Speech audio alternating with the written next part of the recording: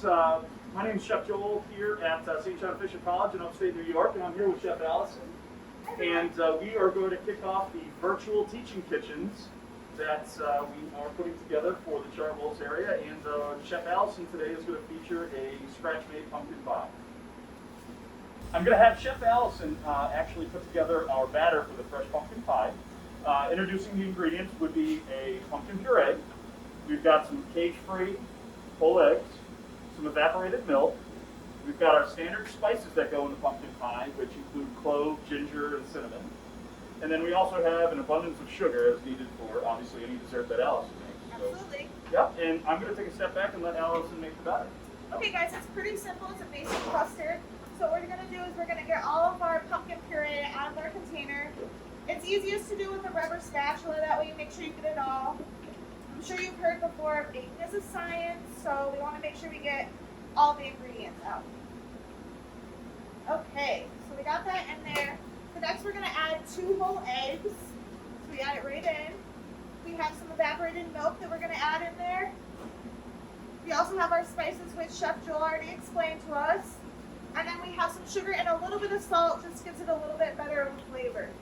So we take our whisk and we're just going to mix everything all together. It can get a little messy, so just kind of go slow at first and then just mix it all up in there. And it's looking pretty good. Next thing we're going to do is we're going to add it to our pie shell. Okay, so to introduce the pie shell as well, there's a few ways to do this. Obviously, if you're at home and you don't want to put together the fresh dough, you're more than welcome to get a store-bought one. But let's make sure it's raw, not cooked. A lot of the time, what pastry chefs will do is they'll actually blind bake the pies in order to have the ingredients and the pie itself cook at a commensurate level.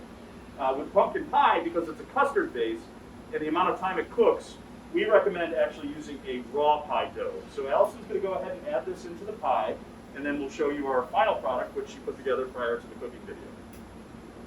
Okay, we're going to start out, I just put this in the pie shell already. I'm just going to show you real quick a basic kneading. You can just take your thumb and your index finger, and you just slightly pinch it as you go along, and you just move it around, just move it as you go. This doesn't have to be perfect, especially if you're making it at home. So we just do that real quick. This just makes it look a little bit more custom.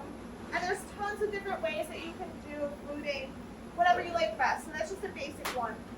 So then we're going to get our filling again, and we're going to go back in with our rubber spatula, and we're going to make sure everything is mixed up really good.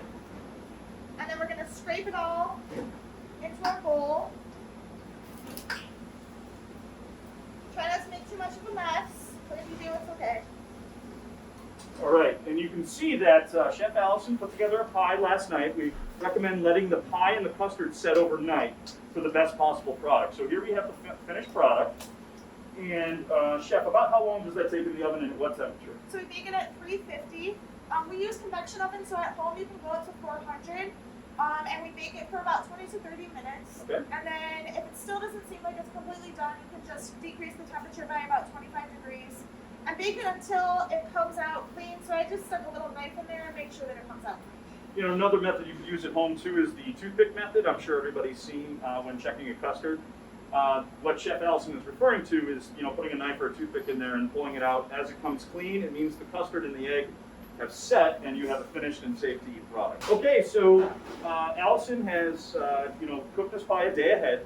I recommend that for anybody that is cooking this dessert because it sets up nicely overnight and cuts better. And you can see how cleanly it cut. One of the great things about pumpkin is that it's high in vitamins and actually has a lot of great health benefits despite being in a form here where it's also sweet. So it's kind of the best of both worlds. But what we're going to do is I'm going to have Chef Allison finish the dish. I don't personally see pumpkin pie as being anything but with whipped cream, so I'm going to go ahead and have Sure, absolutely. So you can just take some whipped cream. We have a star tip on the bag. You can just use, like, if you're at home, a Ziploc bag and just cut the corner. So we can just do it any way you like. Put a little swirl on the top, and then right here we have some white chocolate curls, which is really nice to finish it. And then a little bit of chocolate, because you can never go wrong with chocolate. Good. So there you go. Very nice, simple, and elegant presentation, and happy cooking.